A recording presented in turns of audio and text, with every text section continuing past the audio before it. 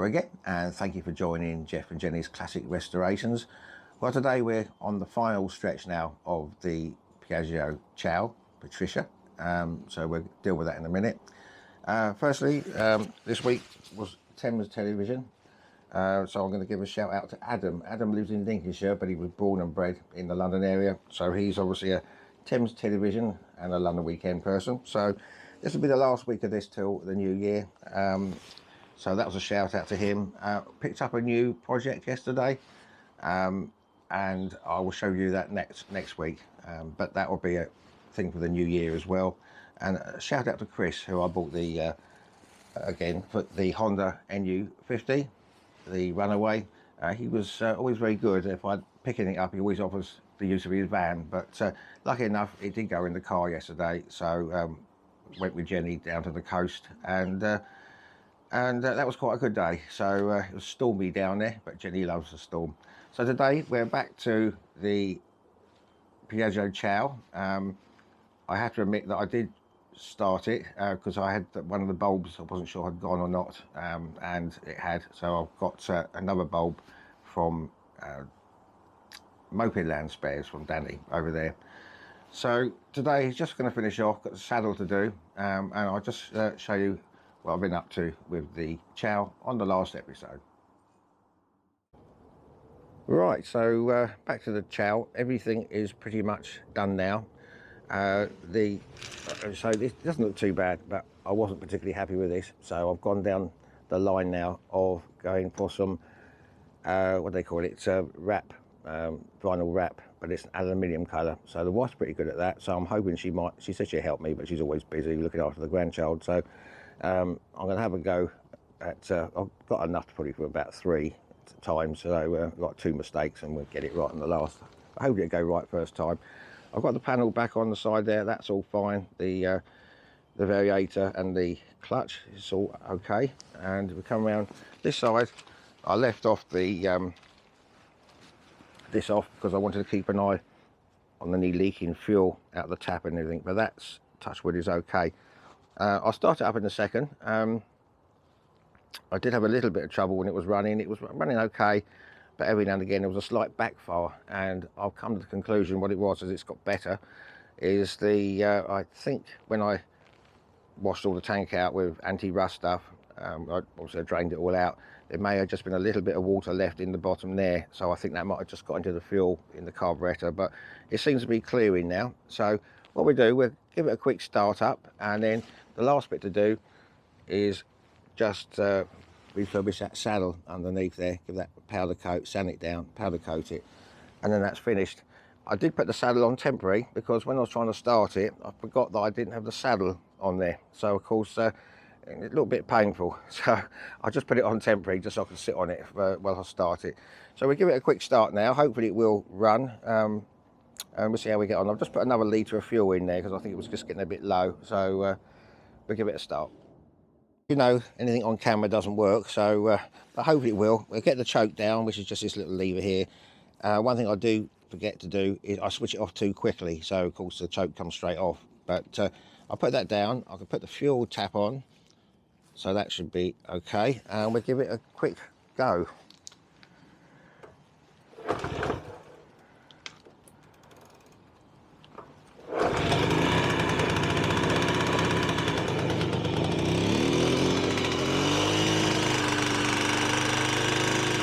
That's the choke on at the moment, now off.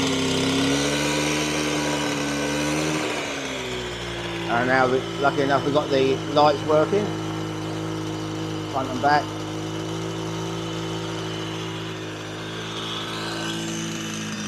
I think that's on a side light.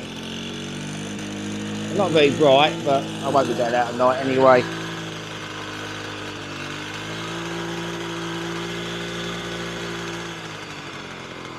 So, there we go. Turn the fuel off again. Ugh, right, job now. Let's get on and just sort this saddle out. Not too bad, just need to take the cover off. Just a little bit of bit of rust there. There's a little bit missing, but that, we can do with that. Give that all a clean up, and that's the final part. So let's get started on that. Well, one good thing, it just about fits in there. So this 5 just about fits in there now. So we've got this other one to do, which may have to stay in the shed unless I get a smaller one to go in front.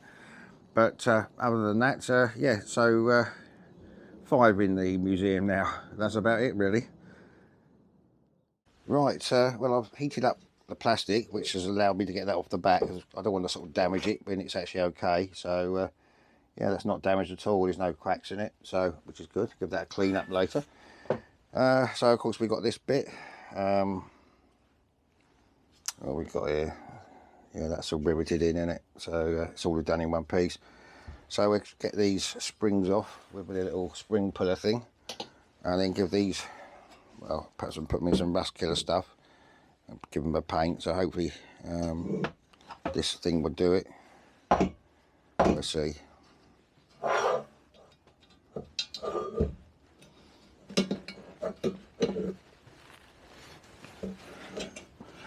Well, easier said than done, innit? Yeah, let me get all these off. It's going to be a bit of a pain. Get them into some rust killer stuff, and that maybe we can get this sanded down, and we'll powder coat it. Well, I must admit they were the worst springs ever to get off. I ended up having to use little mould grips and really twist it, but I finally got there. I didn't expect to break out in a sweat with that. I've got some of this rust remover stuff now. I'm just going to leave that in there for a while. There we go. Just cover that and leave that one out of the way somewhere. I don't chuck it all over the floor. And this, well, I can't take it apart, so I'm going to have to do my best to. Obviously that's all right, but I need to do my best to get this all sanded down. It won't be too bad, but I'm trying to powder coat it. So I'll see if I get a chance today to start doing this, and I'll get on to do this, and then once it's sanded down we'll come back and see if we can powder coat it.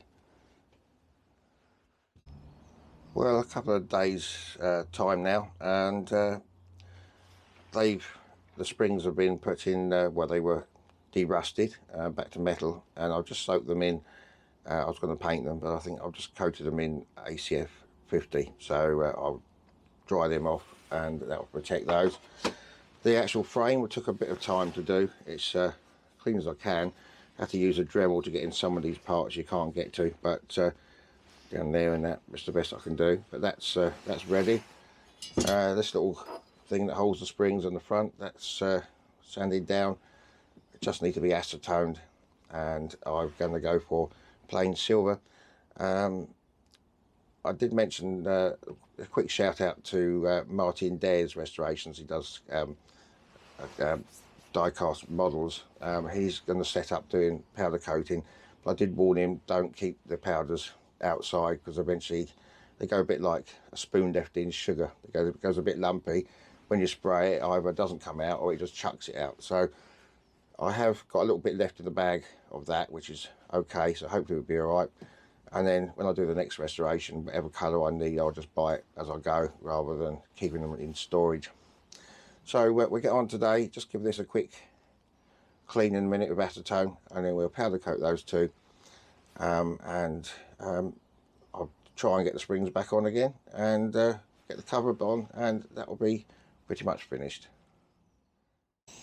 Right, so it's all been acetone now, and hopefully this silver should be okay. As I say, I will get powder as I need it, I think, because after a couple of years since the file, when I replenished again, they've all gone a bit hard and lumpy, so it's no good for powder coating. So let's give this a go. I'll just get the mask on, and we'll try and get this silver on.